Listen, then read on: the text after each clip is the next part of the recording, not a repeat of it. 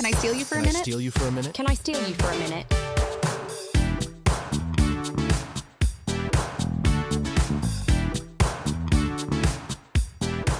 Welcome to Can I Steal You for a Minute, the reality dating recap podcast. My name is Indra Raj. And I'm Mary Bianco. And it's Sunday night. Yeah. We are recording for our episode that drops on Monday. Yep. And we're talking about the Golden Bachelorette episode, which feels like it happened 10 years ago. It really does. Like, I saw Joan on my feed and I was like, oh, I wonder what's going on with her. And it's like, I'm actively watching the season. Like, right. Yeah. I mean, the Wednesday schedule is really throwing me off. Yeah. I can't get used to it. It's just not right. Like, it just should not be on a Wednesday. Yeah. And I mean, I don't know. I guess what's happening on Mondays that they can't do Wednesdays It's is what football. I'm wondering. Oh. Yeah. Football ruins everything. Okay, wait. I have to ask you this Yeah. because I was just texting my high school friends who are Swifties about this. What do you think is going on? Because Taylor has not been to 2 Chiefs games now in a row. I don't know. I didn't even clock that she wasn't there. I feel like, yeah, I don't really know why she's not there. Because is she touring right now or is the tour finally over? That I have no idea. I know my brother and my niece are going to see her in Miami in like October. Oh, so maybe it's just tour stuff. I don't know. Okay. Did she go to every game last season? No, not every game. Okay. The big one was that she went to the Super Bowl because she had a concert in Tokyo, so people weren't sure, but I was like, it's the Super Bowl. She's going to go. Okay. So she made it work. So I don't know. The thing I think people are reading into is like someone posted like a fake breakup contract, like, and was like, oh, Taylor Swift is livid that this leaked. It's like, again, guys, let's practice a little media literacy. Right. Taylor Swift has the craziest PR in the entire world. Literally. A screenshot of a breakup contract is not going to get out. It's also not going to say breakup contract on the front page. Yeah. I'm not following anything, but I saw like a headline that was like, Taylor Swift has missed the past 2 Chiefs games. What does this mean? And I saw something else that was like breakup rumors, and I was like, oh no, what's happening? I don't know. I'm rooting for them. If I have to put my Swiftie tinfoil hat on. Mm-hmm. So the Diddy stuff all happened. Right. A lot of celebrities who were quite cruel to Taylor Swift are likely wrapped up in the Diddy stuff. And I think that maybe she's plotting for Reputation to come out because it is kind of perfect timing.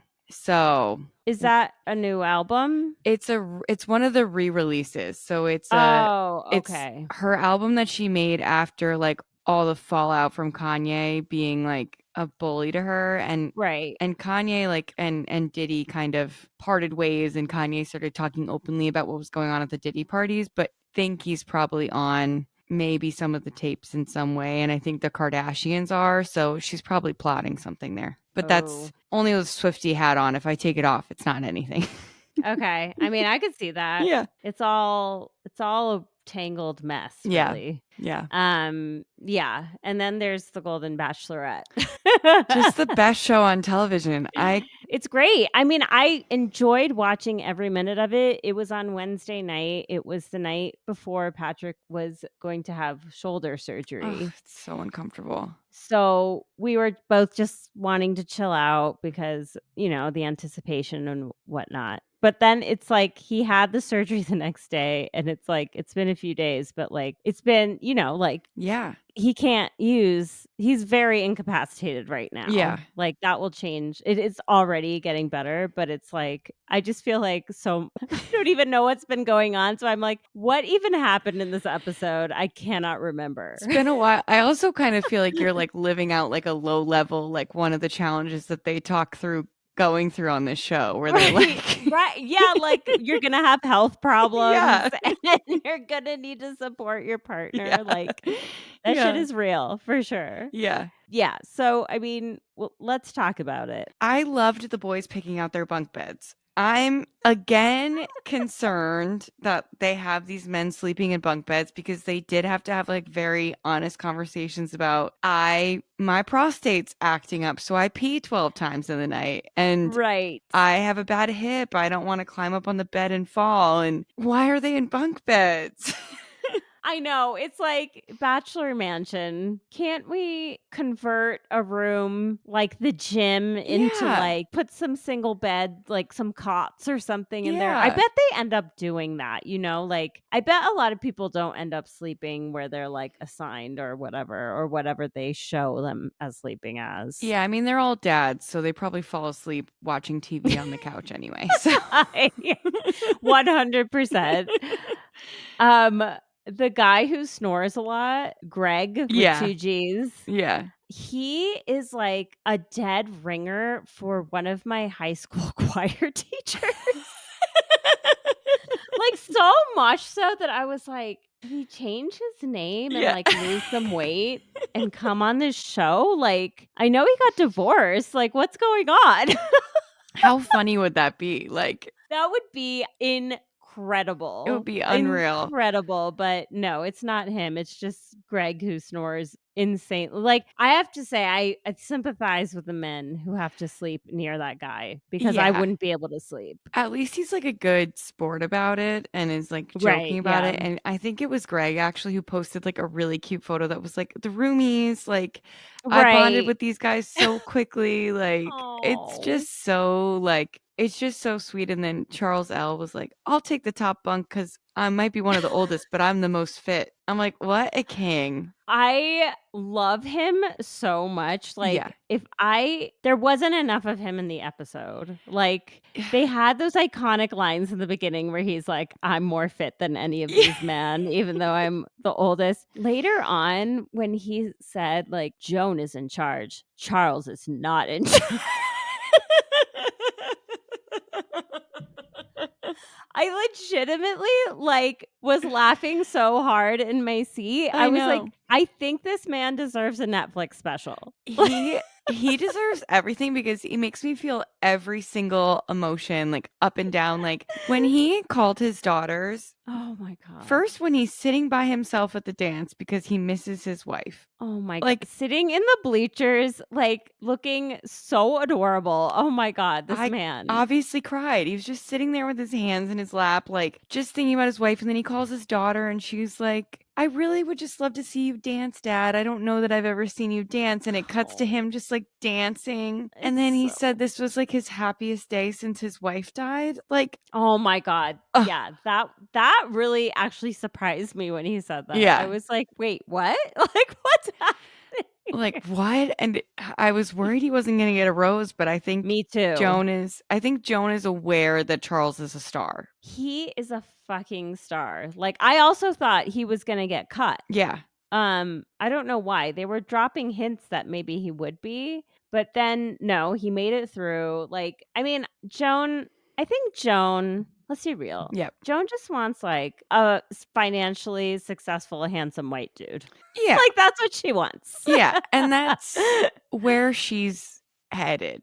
Like that's what's happening. She has good chemistry with other guys, but like you can tell that she's really thinking about the rich white guys. Yes. And I don't even think it's intentional to be honest. I think it's just like it's kind of like what she's used to a little bit. Yeah, I mean, I don't think you're married to a guy for 33 years. He's the love of your life. He dies suddenly and all of a sudden your type changes. Like I think Right. But, you know, she's giving everybody a chance. She is, and she's very kind. And yes, I like Joan. Mm-hmm. In this episode, though, one thing that I clocked again and again is that I don't even know if she's not a good listener. She has a way of conducting herself in conversations that drives me nuts. Like, I know what you're talking about. Someone, like at least 2 or 3 men, and it's escaping me now because it's been so many days and surgery and all the rest.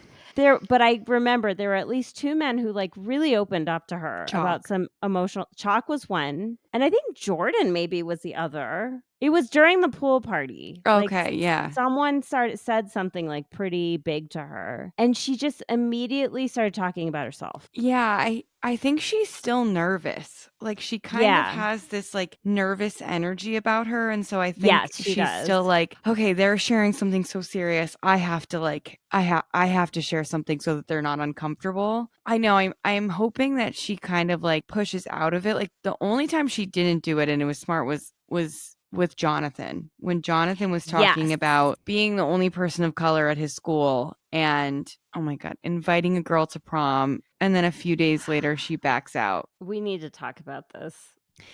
We had to talk about Jonathan. Okay, we'll get there. But yes, I mean, I clocked that too. Something about her response to that made me like tense up a little in my body. But then I was like, well, she basically just repeated back to him what he said to her, right? Which is like an active listening tactic. And it was an important moment for her to acknowledge that she had heard what he said. Mm-hmm. And like, I thought she did handle that like pretty well, especially considering like what I'm assuming her background is with this type of stuff. Yeah. And like, he got prom king. So she understood how important that was. She did. The producers definitely did. I mean, that's probably true. But just to close up the loop of like Joan's conversational style, I love my mother a lot. I think she's great. I think she's so wonderful in so many ways. So one thing that like I've clocked over the years and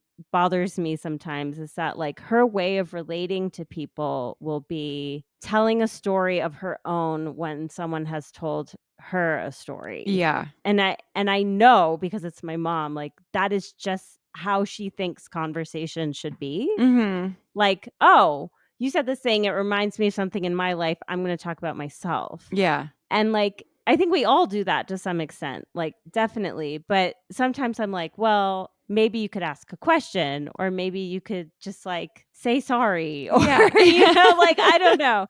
And it was just like, oh my God, Joan is doing the exact same thing. And they're like from a similar generations. They're from very different cultures. Yeah. But there is, I don't know. And I don't know if that has anything to do with it. It's something I clocked because I like experience it a lot in my life, I do too. So not to do that thing, but I think no. This was not that thing though. This was not that thing. I love that. But I think it is this older generation where it's kind of like someone has made themselves vulnerable and you don't want to pry or be seen like you're prying. So you're like, I'm going to even the score. I'm going to share something also, because it's like almost like you don't want to ask the question because you're like, well, they've already shared this. They probably don't want to talk about it more. Right. And I feel like millennials and Gen Z, we just love to talk and love to act. Like I love, like if someone shares a story, I just love being like, oh my God. So like, what did you feel about that? Like, I just feel like that's something that maybe is rude and they think is rude. And so they're like, this is how I can connect. I can share. That's so funny. Like, you think people think that's rude? Like, I actually want to hear from people about this because I appreciate it so much when people ask me questions about my life. Like, me too. It's rare that people, I feel, really give a shit about what's going on with me. And so I mean, in my experience, I don't know that it's generational. Like, it's kind of like most people I know have trouble really connecting with people in that way. And maybe it is because they're worried about offending someone or prying too much or something. I don't know. Everyone, if you're listening and you know me, you can ask me questions and I'll appreciate it. She really does.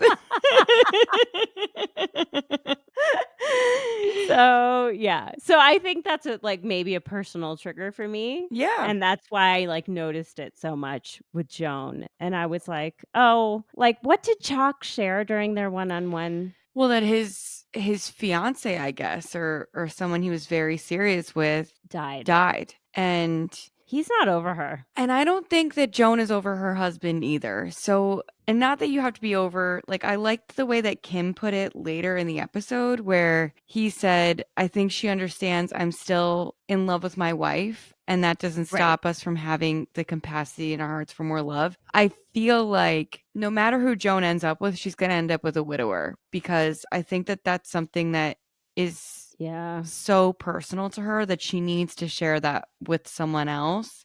Right. It's only been 2 years. So wait, it's only been 2 years for Joan? Oh, why did I have like 6 years in my head? Mark is 6. Oh, okay. Yeah. And Mark is 6 years.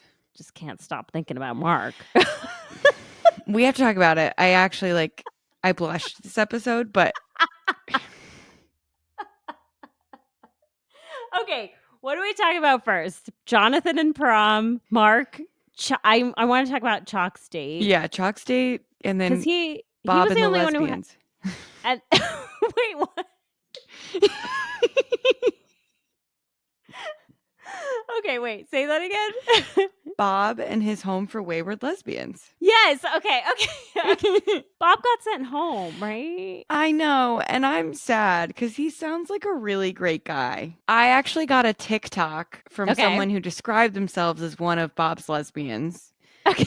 And this person basically said that actually Bob doesn't have a daughter. Both of his children are non-binary. But at some point, had started inviting his child's friends over for Thanksgiving for people who did not, for many reasons, travel, and because their family did not accept them anymore, they would come to his house for Thanksgiving. And it started as 7, and it's grown to 25 people that come to Bob's house for Thanksgiving. And also, Bob's ex-wife is a lesbian. So that's what this TikTok showed me. Told me that did not come out on the show, or they just didn't show it. So I think that Bob has just embraced that he's surrounded by lesbians and non-binary people who need a home, and they wear matching shirts with his name on them. And oh my gosh, Bob just deserves the world. He does. Again, someone of that generation also being so warm and accepting and understanding. It's not that it doesn't exist. I mean, obviously it does, but it's not as common as it would be for Gen Z or something, Yeah, I mean, there's 24 people who come to his house because they don't have anywhere to go for the holidays because for one reason or another, they're not in contact with their family. So I just thought that Bob just deserved a special shout out there. And even though he's a chiropractor and I'm very suspect of chiropractors, I think the other ways that he's lived his life are great. That sounds like a really fun Thanksgiving. Oh, honestly. Just friends, so great. Yeah. Lovely. I love it. Yeah. Okay. Well, love you, Bob. Love you, Bob. Maybe we'll see you on the beach. Yeah, I was trying to think of which of the ladies I would put him with. Why did Ellen jumped into my brain, but I think she might be a little too spicy for him. I don't know. I think he would like it. I feel like Bob would like being bossed around a little bit. Yeah. He's just kind of nice and sweet. He needs a little sass. God, if they did BIP on the beach, do you think Teresa would go? Yeah. Yeah. She'd go. Because, not to flash up, but then the preview, when Gary's like, your future might not be here, I just feel like he's kicked himself in the butt with this franchise and he's not going to get invited to go to anything else. Right. So they were previewing that all this doubt and Gary showing up is going to happen next episode. It's too soon, Gary. What? Gary, get the fuck out of here. Yeah. No one wants you here. Gary, at least Leslie had the decency to wait until Fantasy Suites to spiral people. Oh my God. Yeah. Gary, come on. I'm surprised it's happening so soon. Isn't this episode 3? Yeah. Crazy. I don't know. Yeah. Okay. So let's talk about Mark and then we can talk about Jonathan. That would have worked.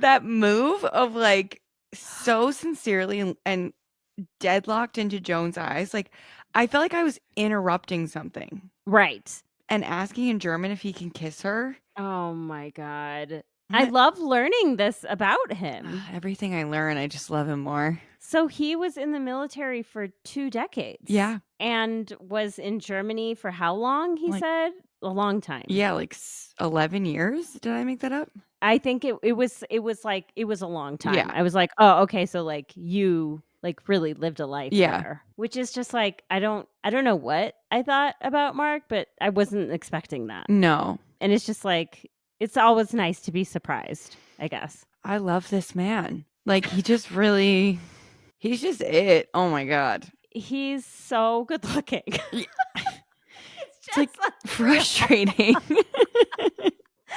And I mean, he is the youngest guy there. Yeah. I mean, I just feel like he got so much screen time this episode. They are setting him up to be the next Golden Bachelor. Yeah, I mean, it has to be.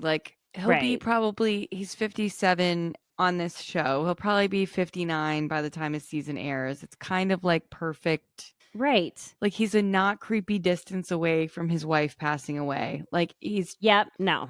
His family's supportive. Everyone is charismatic as hell. Joey crushed it again on Dancing with the Stars this week. Yes. And I just feel like it just is perfect. And I just don't get the sense that he's with Joan. No. I mean, I keep thinking back to Jen's After the Final Rose where they were both in the audience and it didn't feel romantic. No. The way they were interacting with each other. And I don't want them to end up together. No. This sounds harsh, but Mark, I think you can do better. I just think Mark can be with someone cooler. Yeah, exactly. That's what I mean. I really like Joan. She seems sweet. And I mean this as a person who loves theme parks. She was perfectly aligned with going on a Disney date. Yeah. And I'll let people read into that whatever they want. There's a lot of feelings out there. Everyone has their own reaction to what you just said. I know. And listen, I love theme parks. I was a season pass holder at Universal Studios. I am not above it. But she looked very comfortable in the ears. And I think that says a very specific thing about a person. And so did Chock. So did Chock. Okay. So do we segue to Chock? Yes, we segue to Chock. You texted me during the episode. Can I share it? You're like, I'm sorry, but Chock is hot. Or no, you were I'm sorry, but I would do Chock. I think I said I'd fuck Chock. Yes, those words exactly. I had edited it in my brain, but that's exactly what you said. You probably read it in front of your children. You're like, oh my God.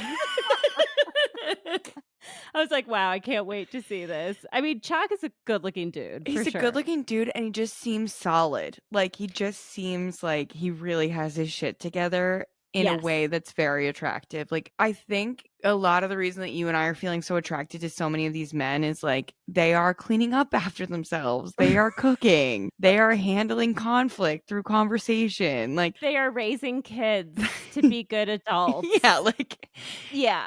They just have their priorities so straight and they're real men versus what we usually get subjected to. And something about Chock and his little shorts. I was like, this is a real man. Chock in your little shorts. Chock was a little boring to me. Yeah. But that's okay. I mean, he is solid. He was just they were in kind of lockstep the whole time in a way that they're both a little bit basic. Yeah. And did you catch the line where he was like, where do you vacation? Yeah.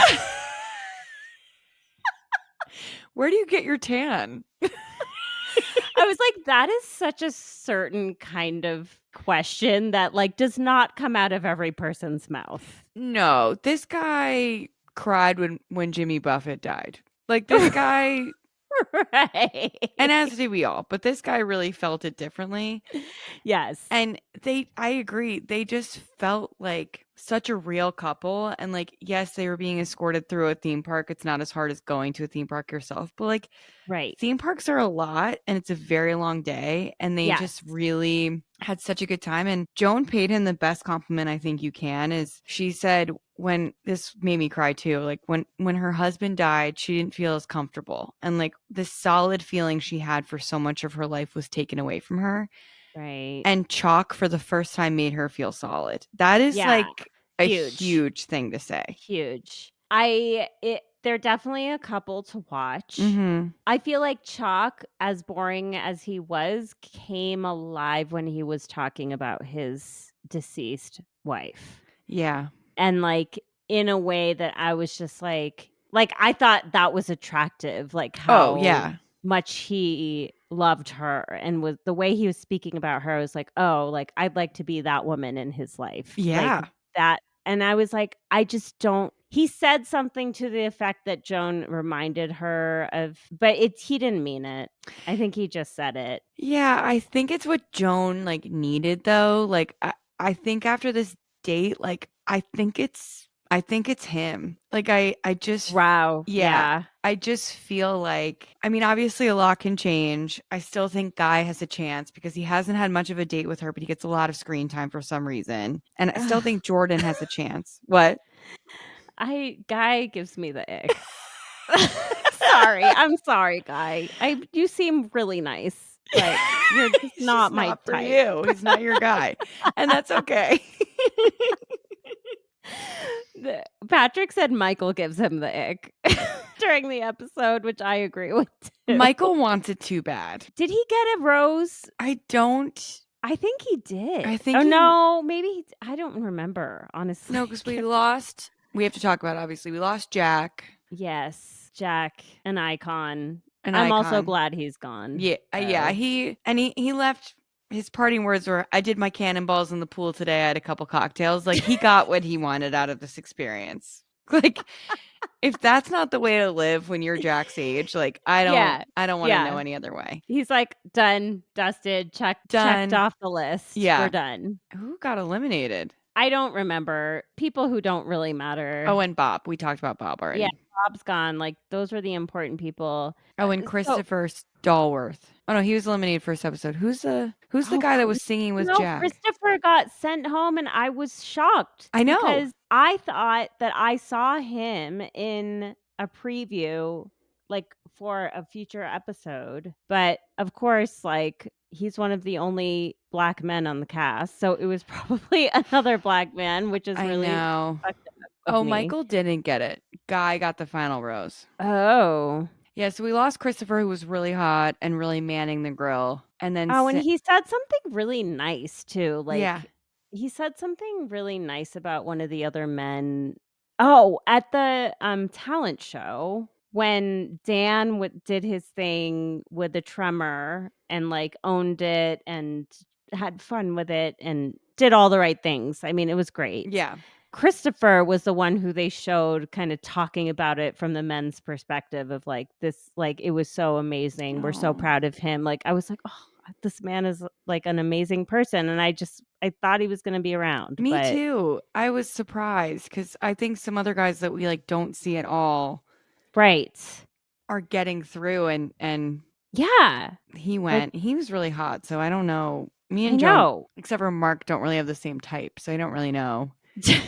Should we talk about Dan real fast? Because I think he's a contender too. I do too, and I really like him. I do too. I really like him. I love that more he's and like, more. I have this familial tremor thing. It makes my hand shake. It is what it is. And then like when they were holding hands, she was like, I can't even tell. And he was like, oh, thank God. Like he's just like so sweet. Yeah. He seems like I'd love to smoke weed with him. Like he just seems like a very cool guy. He does. And like, I can't even remember what he said, but there was something during the one-on-one portion of their date that made me be like, oh, cooler than a lot of the other guys here. And I can't remember what it was. I'm sorry. That's terrible. But I think it was talking about his adopted daughter and how he like really started opening up about like, because she was saying like, how'd you get so comfortable like embracing this about yourself, whatever. And he was like, yeah, it was really when I adopted my daughter. She like really taught me to open up about everything. Right. And I was just like, daughters for the win this season. I know. Another girl dad. Because he has another daughter, like biological daughter, right? Mm-hmm. Yeah, I want to know more about him. I think we're going to find out more about him. He's one of my favorites. Yeah, me too. I'm intrigued by Jordan. Me too.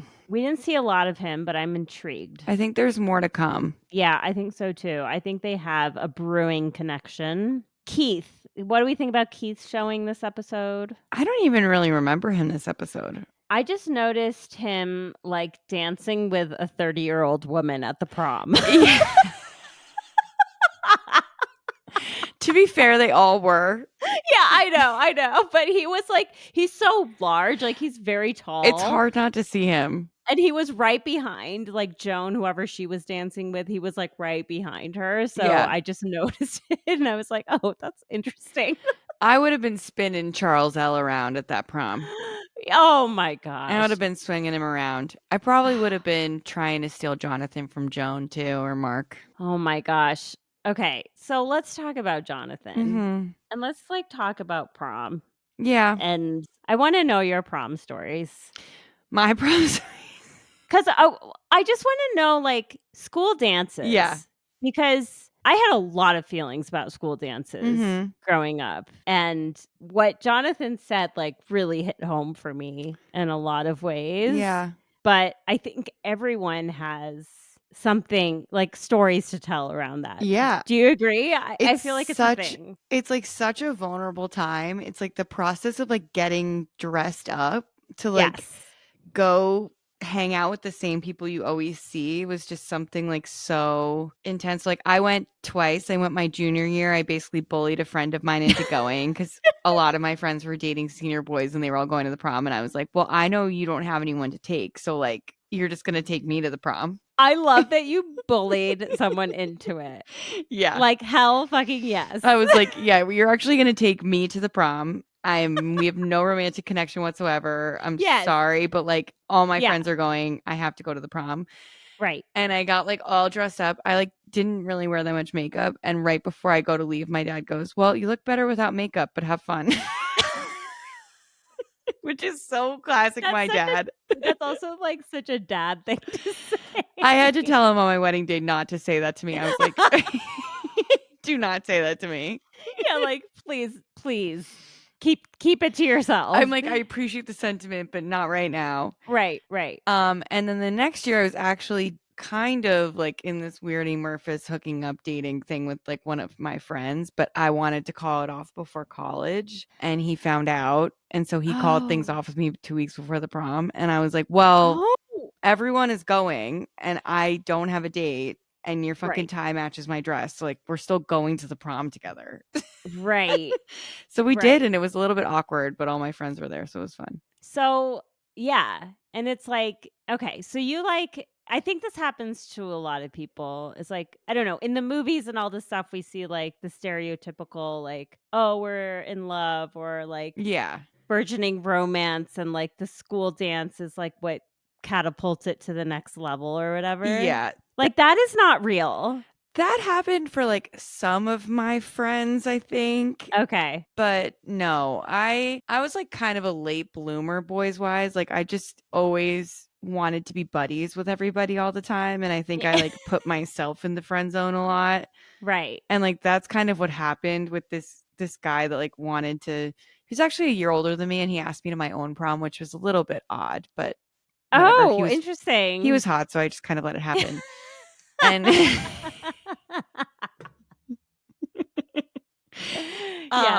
so nothing happened in the right order because I bullied a senior into taking me to prom and then someone who graduated asked me to my own prom. So I didn't have a normal experience at all. Right, but like what is a normal experience is maybe the point. You know, like I think it's very rare that people have this like fairy tale situation at a school dance. No, my one friend did and she married him. So okay. Yeah, Becky and Zach, they were in love before prom and then just stayed in love the whole time. So it was very sweet watching them go to prom and like before their wedding, all of us were like posting pictures of them at the prom. But that's like the only time that anything like that has happened. But then there's also like the anticipation of the dances, which is a whole other thing, which is what kind of what Jonathan was talking about, you know, like he said very clearly, like I was the only person of color at my school, which is wild. Like not only the only Black person, but the only person of color straight up. Yeah. And to already feel all the things that you must feel in that situation that I know he felt because I felt them. Yeah. to have the courage to ask someone and for them to say yes and then back out and for you to like actually know what the reason was. Yeah. And know that it's about something that you can't change about yourself. It's so painful. Like, it's so painful. I was just sitting there like, Jonathan, I want to give you the biggest hug. I know.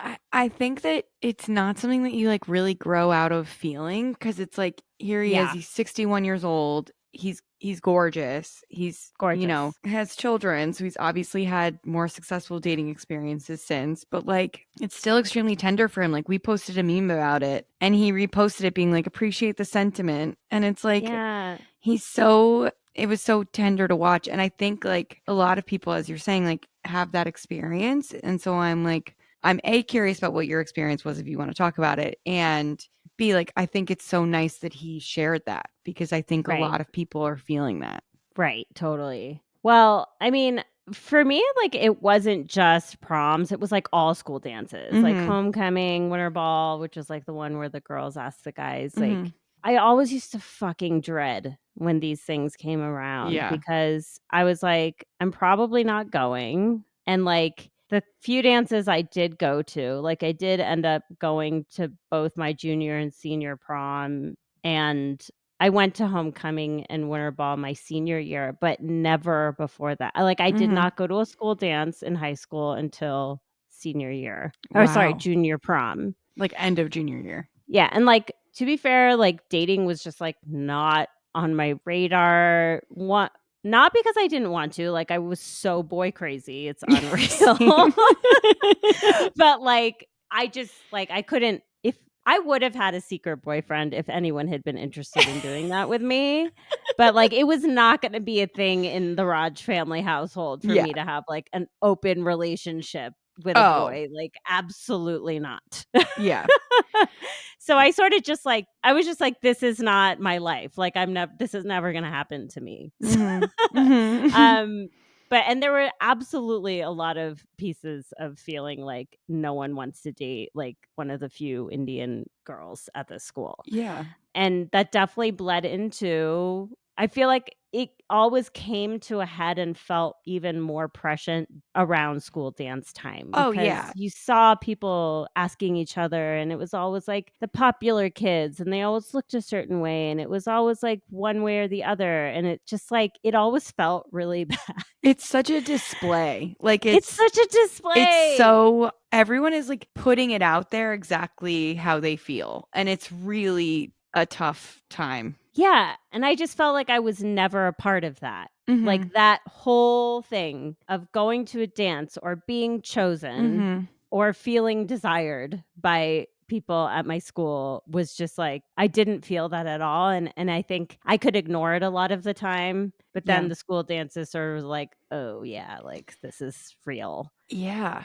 And then even the ones I did go to, I did feel every single one I went to, it was all like friend situations, obviously. I was always like a second option. Yeah. And like I knew that. And like it was fine. And I was just happy to go. Yeah, I know. So I was like, and then, Jonathan did this huge thing. Like I'm pretty sure he probably had not gone to any school dances like before this prom. No, it really sounded like he kept to himself. Yes. Like, and even the picture of him in high school, he's kind of like in the corner against, looks like a record player by himself. Yes. Because he's 61 years old. He was probably making memories when schools got desegregated. Like, which is insane. Insane. And so I think it's like this extra thing that ABC is not really going to dive into in the way that they should. But I appreciate that this conversation was in there at all. Yes. Because we'll take like crumbs and whatever. And so like to ask somebody and like, I just think about him like renting his suit. Oh my God. I know. Like, I know. Because you have the outfit. And feeling accepted. Like I did it. Yeah. Yeah. Like I did ask someone and they did say yes. And like, I am now going to be a part of this quintessential high school experience and feel a part of something that I've never felt a part of. To believe that for however long he did, and then have this person, didn't she say like she was just not going to go at all? Yeah. Like that, I don't even think we have to say like how just all the pain that's wrapped up in that and all the things that are going on under the surface, especially along like racial identity, is so fucking rough. It's actually making my heart feel like a little bit constricted, like thinking about it. Like I just, and it's good to see him on the other side, obviously, but it's just is like, it just brings up all of this stuff. And like when he was telling that story, like you see the 17-year-old boy telling the story. You don't see like this handsome, successful man who's like so many years past it. You see the like teenage boy who really got his hopes up and is getting his hopes up again on national TV. And like for him to get prom king, it sounds so fucking stupid, but it was so nice. Even if it was completely set up in all of the ways that these things can be on these shows, like who fucking cares? No. He was I've never been so happy to see someone like receive the quote unquote prize on a group date. I was like, if she doesn't say Jonathan's name, I'm gonna fucking lose my shit. And of course she did. But it was like, to think that they might have not was like, oh my God, I can't handle this. Imagine she had said like guy. Like oh God. Oh, I can't take people named Guy seriously. No offense if there are important guys in your life. I mean, Guy Fieri. Oh. That's my number one guy.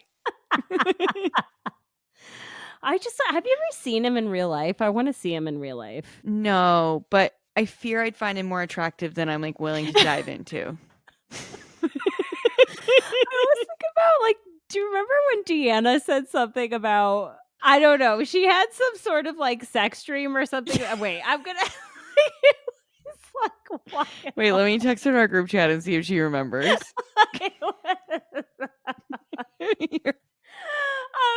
I just want to. My dream would be to be eating at an establishment that Guy Fieri came in to film for Triple D. Oh, it would be like, this is like something my parents and like my siblings actually do like on road trips quite often, is if we're in a random town, we'll look up Guy Fieri's list. Oh, that's such a smart idea. Because I was nervous because the places he went in Houston were not that good. So I was kind of like worried about it. So we've done a few more and they've been really good. So he knows what he's talking about. The places he's gone in Boulder, I'm like, what? Like one of them is a Thai place, which like is not common. I actually remember that episode. Oh, really? What did they make? They it's made just a run-of-the-mill Thai place. It's a good Thai food place. It's really good. I think it was like a cow soy or something. Like I think it was nothing like too crazy. And then he went to another one that was I forget what they're called, but it was like a Native American. It was almost like the Native American version of it, like an arepa, like a stuffed bread, like a stuffed masa. And he went there in Boulder too, and that looked really good. I wonder if that was that. Oh, I wonder what that was. He definitely went. So we do pizza night every Friday.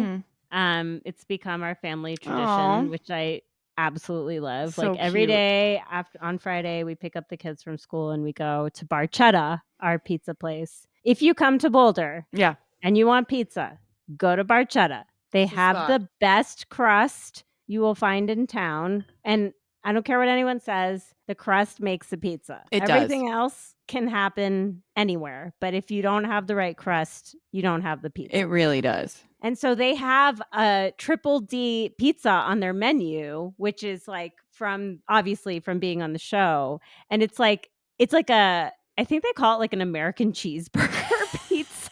Like it has American cheese. It has like all the burger toppings on it. I haven't gotten it yet, but I feel like I have to try it at some point. You have to at some point. Is that the one kind of near CU? It is close to CU. Okay. Yes. I've been there. Oh, you have? Yeah, I've been there. And I'm allergic to beef, so I didn't eat the cheeseburger pizza, but it is good pizza. Yes. The pizza there is delicious. Yeah. And the people are super nice. And we are there every Friday if you ever come find her. I'll be the one like running around after my kids. Yeah. Anyway, that was a major tangent. What were we talking about? Jonathan? Yeah. if Guy had received the tiara instead of Jonathan. Yeah, my heart really I really felt this story in this episode, and I feel like a lot of people across a lot of different dimensions can relate. Like, high school's so fucked up, and like the social stuff in high school is so fucked up. It's like training for the real world in a way that like adults can't explain to you. Like like my niece is 10, so she's in 5th grade, and I just like get sick to my stomach thinking about her freshman year. I just like don't want her to feel all of the social dynamics that I felt and the shifts in friendships and all that stuff is just so hard. Yeah, it's really hard, and yeah. I'm glad they showed it. Me like, too. I loved the date ultimately. I was like, this is a great idea. I loved the date. I loved Gary dancing a lot. Yes. Oh my gosh. Loved that. I loved all the dance moves. Who was the guy who like break danced really badly?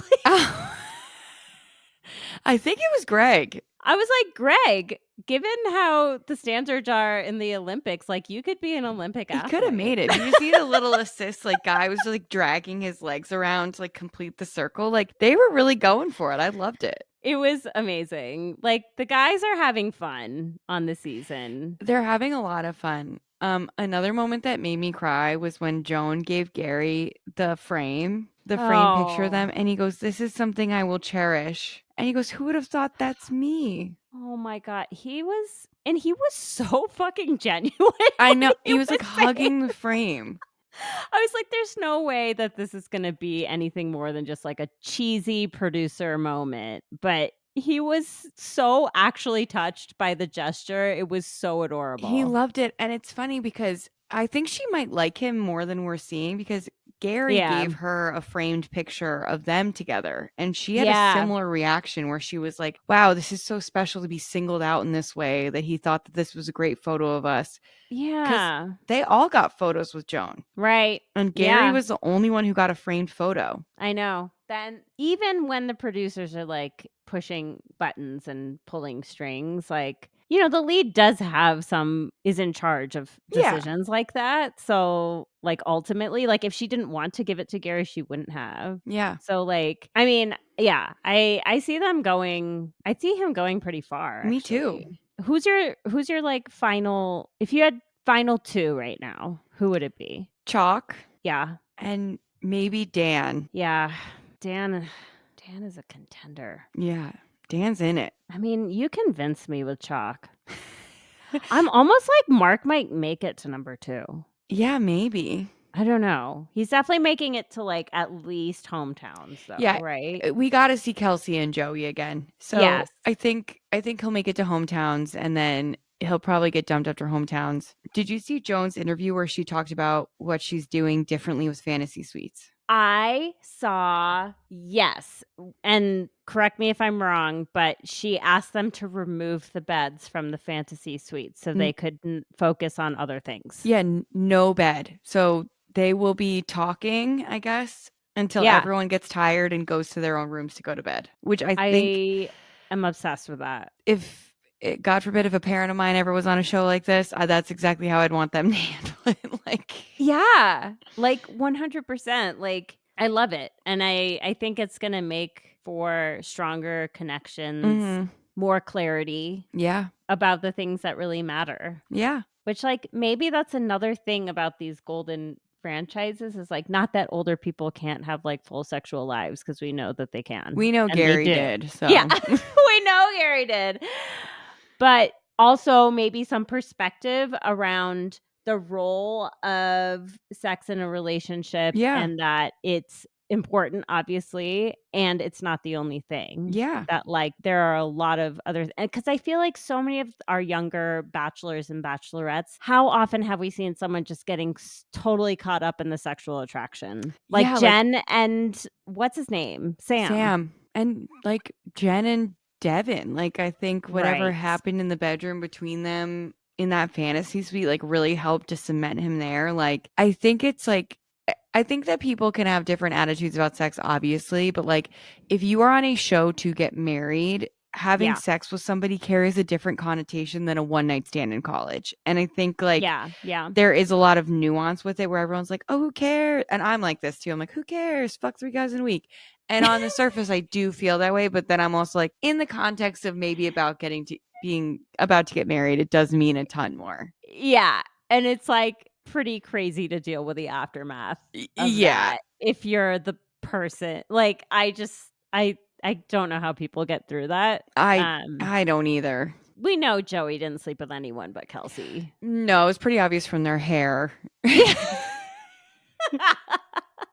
And like the Goofy making pancakes the next day, like it was pretty clear. It was clear what was going on. Yeah. Anyway, no, I love it. I think it's great. I mean, I'm just curious, like this next episode, like the drama that's going to come up around her not being ready, like, because it sounds like it's coming from her. Yeah, I think it's like that time maybe, or like maybe she's feeling guilty that it is kind of working. It's definitely going to be an obstacle that she passes and then continues on with the season. Yeah, it's going to be something that she like talks to all the guys about at the cocktail party, and everybody assures her that it's okay to move on. And then the guys that are going to have the best answers to that are going to be the widowers. So I think that's a really smart observation, Mary. You're right about that. I think you're totally right about that. All the divorcees and Pascal are probably going to go. Right. I mean, that there is something about that shared experience that it probably you just can't really match with someone else. 100%, because I think it's like, I think on a TV show, I forget which one, but they were talking about like, you know, someone's wife had died and they were still there, you know, still, oh my God, it might be One Tree Hill. That's so embarrassing. No, that's iconic. I love it. I love that it's One Tree Hill.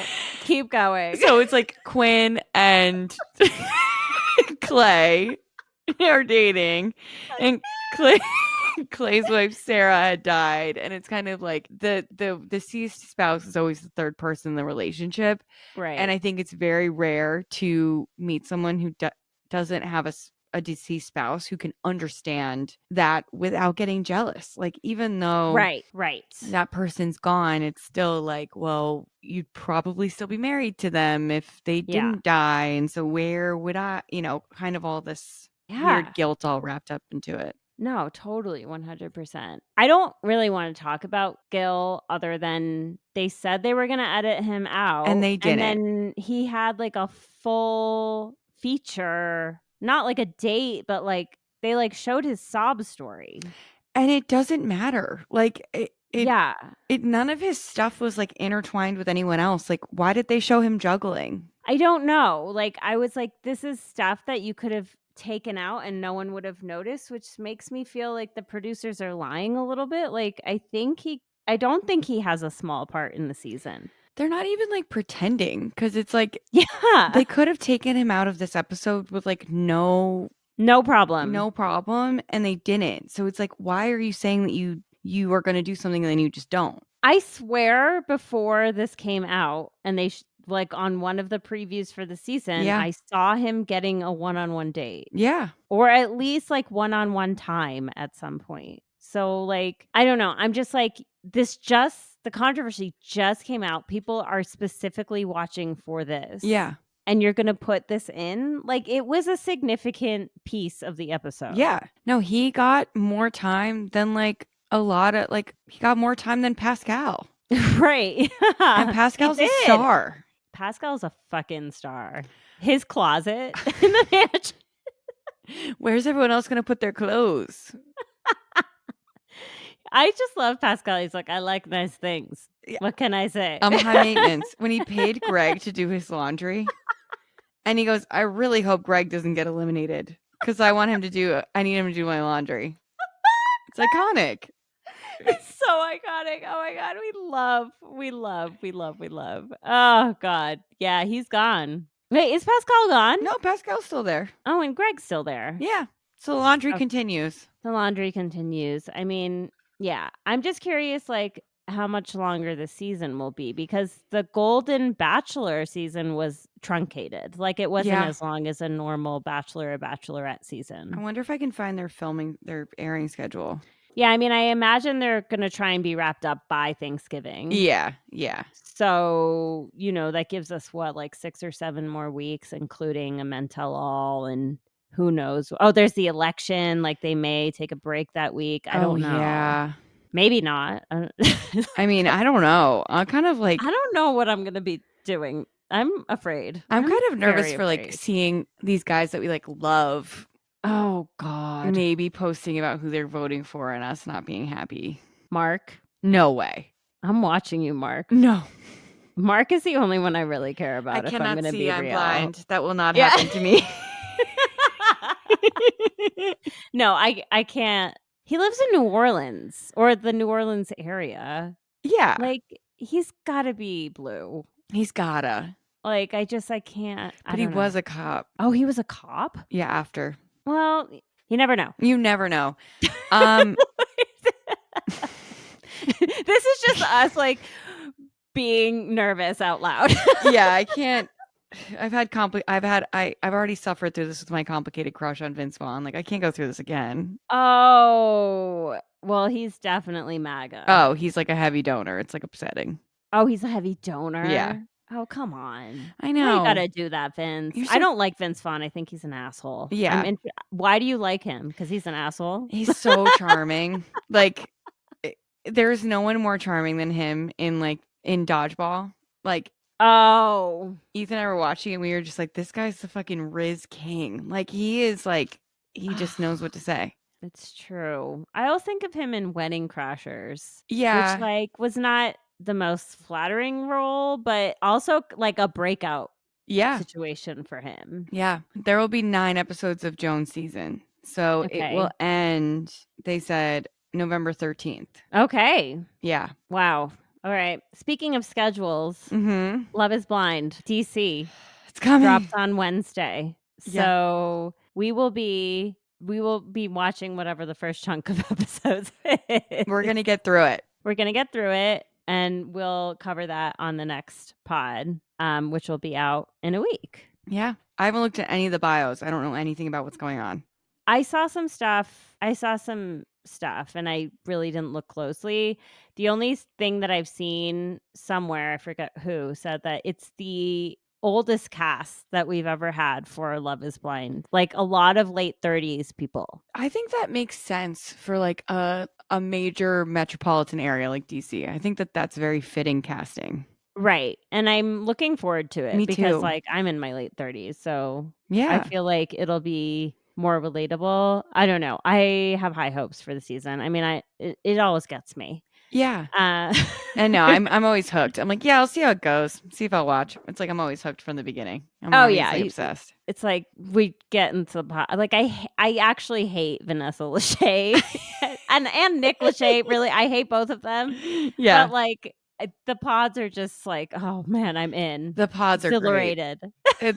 They're great. And it's also, I feel like, going to be hard to watch other hosts like after how great the UK hosted. Oh, I know. Ethan was gone all day, so he's just coming to say hi. Oh, hello, hi. hello, world. She's saying hi. I don't know if you can hear. I can't, but I'm saying hi. Hi, Andra. Ethan. Hey, everybody. Hello, fellow listeners of Reality Dating TV. Yes. Best podcast ever. I'll see you in a minute. I love it. He's our number one. Leave that in? Our number, yeah, sure. Our number one YouTube fan.